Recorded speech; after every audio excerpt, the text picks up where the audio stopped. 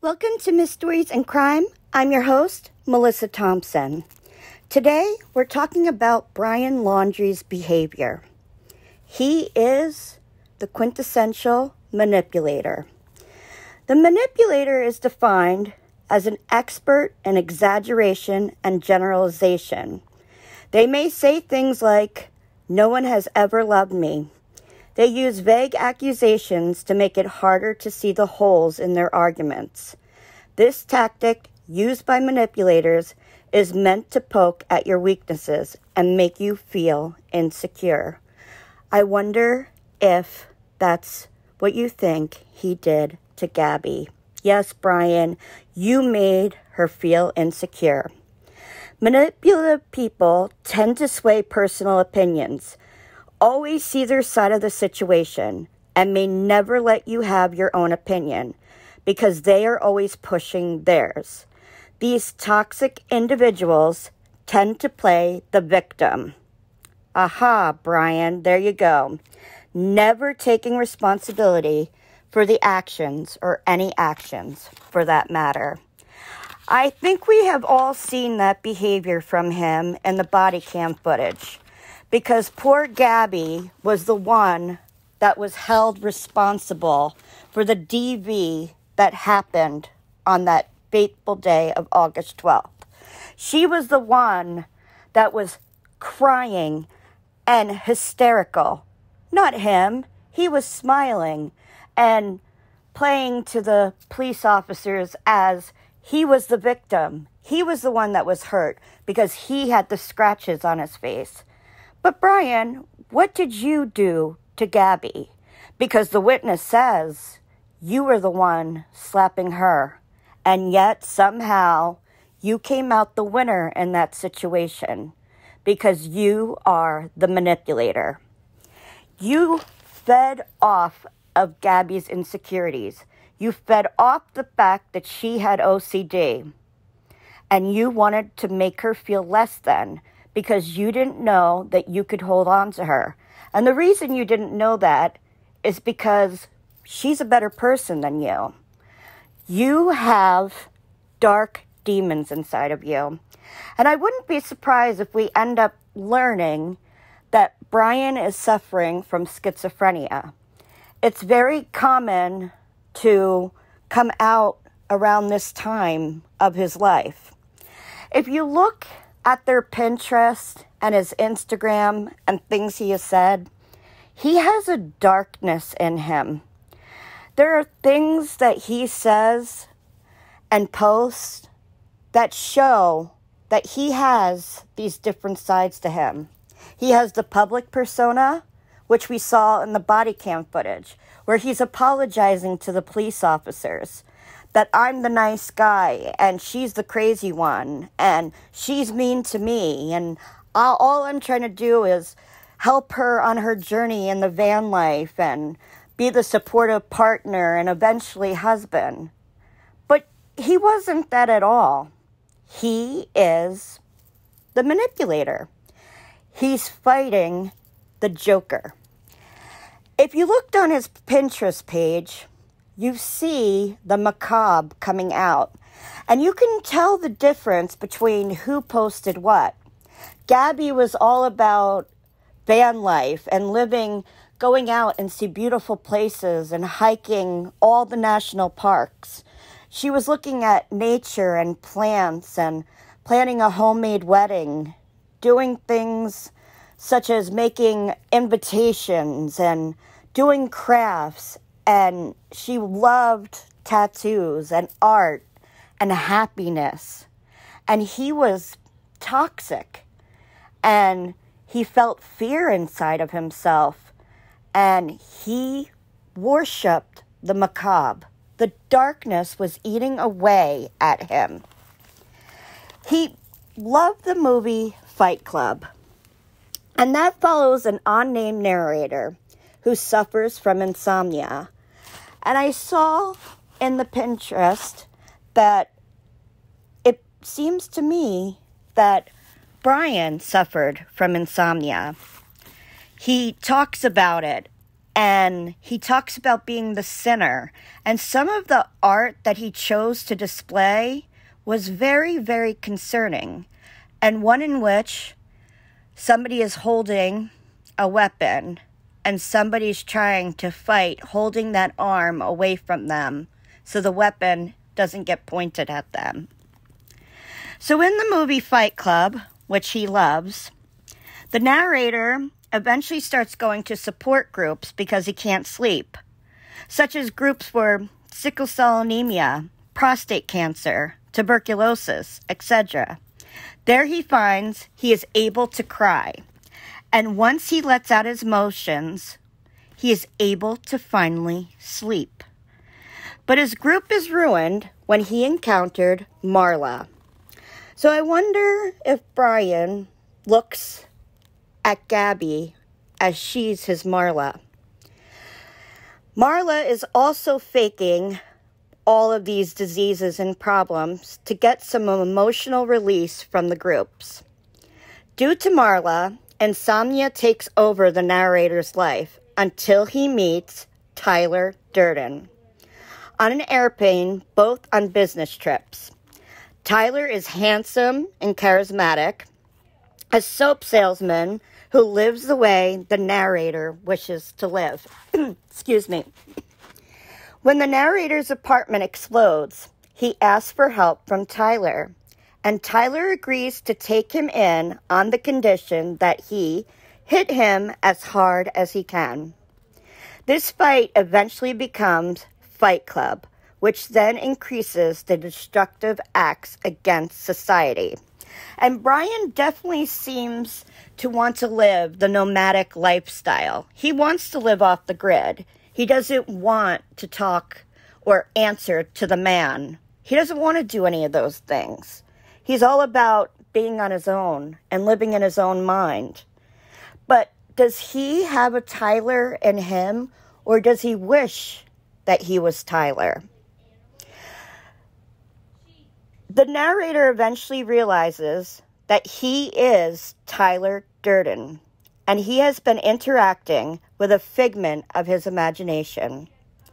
He then self-harms, killing his alter ego Tyler, but only hitting the narrator's cheek. The narrator finally accepts that he loves Marla and needs to be rid of Tyler, while Tyler's actions cause the destruction of the credit card companies around them, potentially setting off a worldwide financial panic and the collapse of society. I think that's something Brian wants to see happen. He doesn't like the way society is run. He wanted to live a minimalist life. And if you look at the way Gabby dresses, she likes clothes and art and beautiful things. And he doesn't like that. He wants her to change. He wants Project Mayhem to be happening in the world. He wants a dystopian society. Well, Gabby wants a carefree lifestyle. The narrator is a victim of capitalism. Is Brian a victim of capitalism? Unable to forge real human connections, so instead, he fills his life with stuff. Is that what you did, Brian? And then you needed to let it all go? Such as in the beginning of the movie, when the narrator furnished his apartment from IKEA, he had to get everything.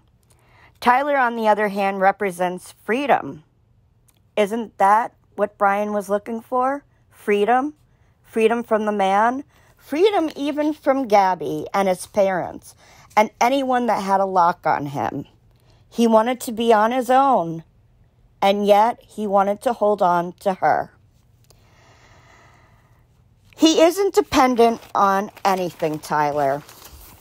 And I think that's what Brian wanted to be. He steals the fat he needs for soap and works odd jobs that allow him to pull juvenile pranks on the world. Is that what Brian wanted to do? Tyler has everything figured out and speaks about men being tired of trying to live out the American dream. Did Brian watch the American dream blow up in his face, where his parents not good example of what family should be. Men trapped by crummy jobs and cheated out of the things they were promised, such as being millionaires, movie gods, and rock stars, which now they can only feel alive by beating each other up out of a darkened basement. There's a quote in the movie where the narrator beats somebody to a pulp, and he doesn't stop, and the guy doesn't tap out. And you know what he says after the fight to Tyler? He says, "I wanted to destroy something beautiful." I think we know Brian destroyed something beautiful. He destroyed Gabby. Tyler's philosophy pinpoints a real problem and the disconnect of the American dream with a child solution. The narrator is offered a connection with someone real who is actually on his wavelength, Marla. I think Gabby was Brian's Marla, and he rejects her like a boy kicking a girl in the shins because he can't express that he likes her. Like on the day when he kicked Gabby out of the van with just her backpack, and he's taking her van that's in her name and taking her phone, leaving her stranded. So he was essentially acting as the child, and she was the one acting as an adult. He retreats to a childish impulse of a group of immature men hitting each other in a private club, while in their personal time, they play pranks on the world under the banner of rebellion. What we learn is that Tyler has no solutions to the problems of the men or the world and offers violence, chaos, and self-destruction and calls them wisdom. Tyler's maxim is, and this is Brian's as well, it's only after we've lost everything that we're free to do anything. Sounds tempting, but it's a line about freedom for the sake of self-indulgence rather than responsibility towards others. Yes, I think Brian was all about self-indulgence and self-preservation, as we've seen through the acts of his parents. That's why the narrator works at the end. He has rejected this mewling, selfish sensibility to open himself up to Marla. But Brian was never able to open himself up to Gabby. Tyler Durden never once offers emotional connection, but merely the illusion of it when it comes after a physical beating. Is that when Brian felt emotion towards Gabby after he hit her? After he said something verbally to hurt her emotionally? To say that she couldn't accomplish her dreams, that she couldn't build this website that she wanted, that she couldn't have the van life, that she couldn't be the free spirit and live art and nature and music. What Fight Club understands is that the modern male is an incredibly tenuous place when he becomes disconnected from his own emotions and healthy ways of expressing those emotions. The narrator starts the film not looking for violence, but simply for an emotional outlet, and in a darkly comic fashion goes to a support group. But what he's really looking for is emotional connection. And while a Fight Club may offer memorable rules, it offers neither truth nor understanding, only violence. And I see that's how Brian chose to live his life, through violence, by abusing Gabby. There's witnesses that talk about what they have seen him put her through. The first rule of Fight Club, you do not talk about Fight Club. The second rule of Fight Club, you do not talk about Fight Club. The third rule, if someone yells, stop. Fourth rule, only two guys to a fight. But you didn't choose two guys, did you, Brian? You chose your partner, the girl you were supposed to love and one day marry. The fifth rule of Fight Club, one fight at a time. The 6th rule, no shirts, no shoes. The 7th rule, fights will go on as long as they have to. Is that what you did to Gabby, Brian? Till it was over? You went as long as you could. And the 8th rule, if this is your first night at Fight Club, you have to fight. See, the thing was, Brian, you couldn't fight somebody that was a man. You couldn't. You couldn't fight somebody that was strong emotionally because you are a coward. You took advantage of a beautiful girl that wanted to make a life with you. And you ruined that. You ruined everything that you had with her. So as much as you love the movie Fight Club, you never found the emotional connection you needed. So you instead used violence. In the New York Post today, Brian Laundrie is aggressive at a restaurant before Gabby Petito's death, a witness said. Gabby Petito's boyfriend flipped out at a Wyoming restaurant during the couple's ill-fated cross-country trip, getting so aggressive that the staff that Petito had to apologize for him, according to a new report. She had to apologize for you? Why didn't you stand up like a man and act like one? But no, you had to hurt her. The disturbing incident at the Mary Piglet's restaurant in Jackson Hole came just 2 days after the Long Island native last spoke to her mother. And the same day, her mom said she got an odd text from her daughter's phone.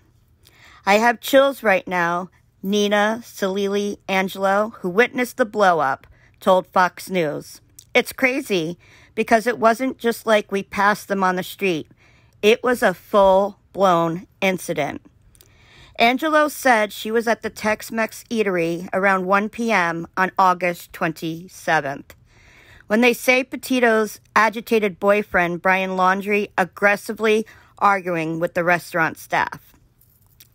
Angelo said she believed the argument was over the couple's bill and said Laundrie stormed out and returned 4 times, while Petito later came into the restaurant and apologized for her beau's behavior.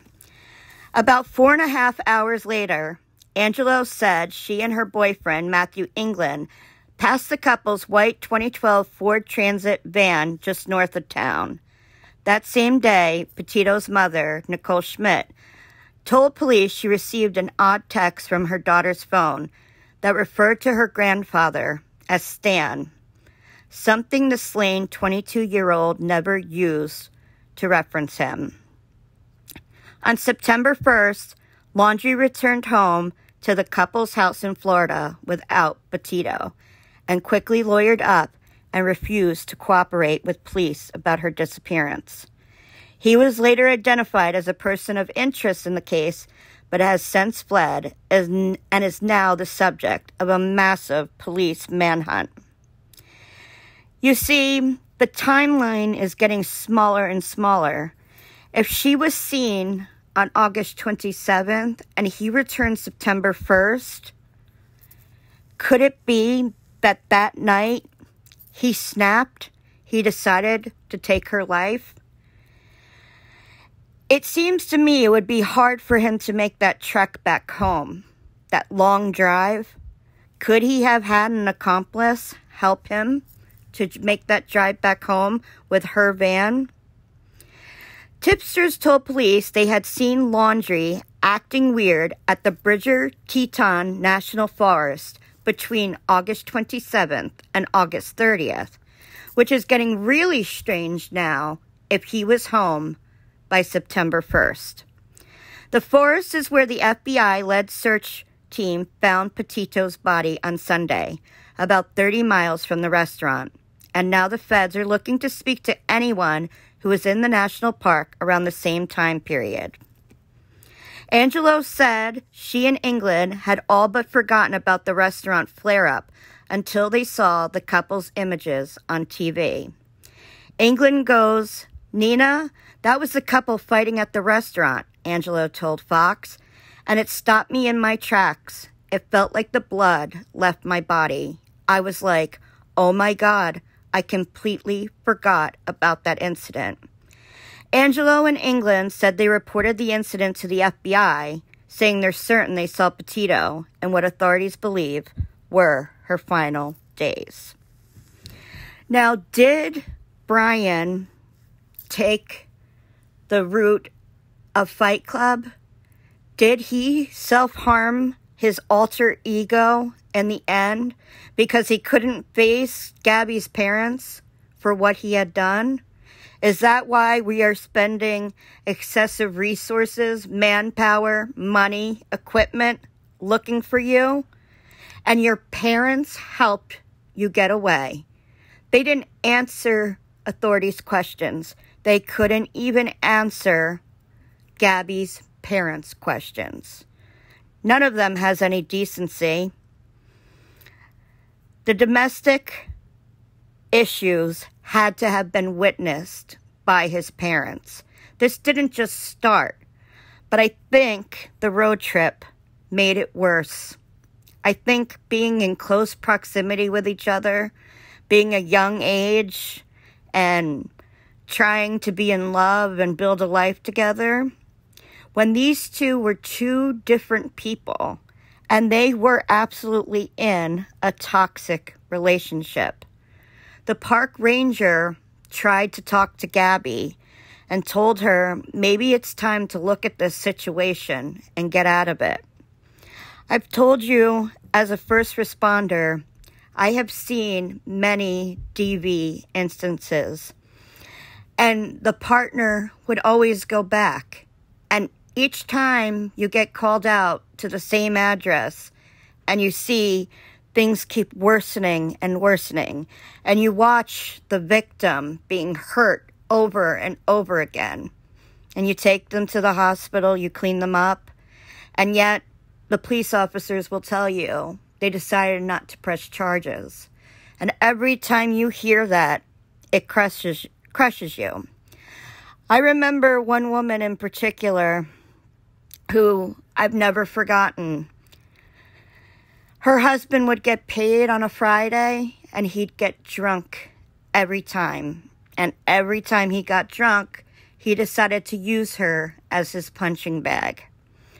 The last time I saw her, she had been thrown into a glass coffee table. The glass coffee table was not thin glass. It was very thick. And this man was strong. He was so strong that coffee table was shattered into a million little pieces. I remember taking care of all of her wounds. She was so scared she couldn't talk to any of the males on the scene. Not the detectives, any of the officers, none of the other first responders. But she talked to me. She was frightened like Gabby was in that body cam footage. She had cuts, bruises, blood, and she was hysterical like Gabby was. She had been enduring this pain for years. And one of the detectives gave me his card to give to her. And I told her while I was cleaning up her wounds, I said to her, "You can't keep going through this. He is going to kill you." I gave her his card because she refused to go to the hospital. I was so saddened by the fact that I couldn't convince her to press charges. But I said to her, if she ever needed me, to call me. That was the last time I ever saw her. And I often wonder if she got away. I used to talk to the detectives quite often. They never heard from her again either. I was hoping that maybe she took my advice that last time and finally left him. So I understood how that park ranger felt when she was trying to talk Gabby from getting away from this situation. It's very hard to watch somebody being put through this emotional and physical abuse. And she was young and vibrant and beautiful. And she didn't deserve any of this. Brian needed help. And I think that his parents just let him get away with anything. He was their baby boy. He was their pride and joy. And I don't think that they ever saw the flaws in him. Probably they too saw that everything was Gabby's fault. It was never Brian's fault in their opinion. It was too easy to blame sweet Gabby. And now we have to face the fact that Gabby is gone and Brian is on the run. And we're left with two scenarios as to what happened to him. Did he self-harm, or is he on a wild goose chase, waiting and watching law enforcement search for him? Watching each one of us from our homes, looking at our security footage, looking at our trail cams, looking at our Ring doorbells, wondering if that guy is Brian Laundrie, and whether we can help the FBI find him before he hurts someone else. I feel heartbroken for the Petito family and the Schmidt family. This was not an outcome any of us wanted. But what we do want now is we want Brian Laundrie alive so he can face what he did.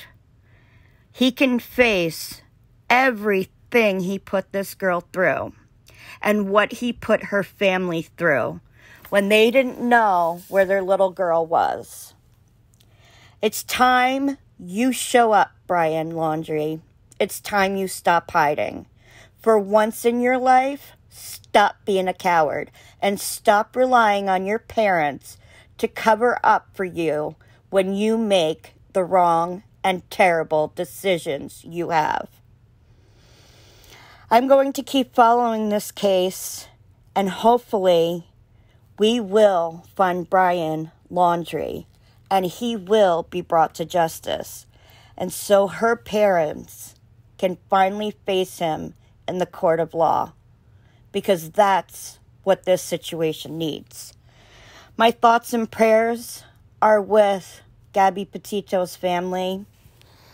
We're all behind you on this, and we won't stop. We're still looking for Brian Laundrie, and I see law enforcement is not going to stop either.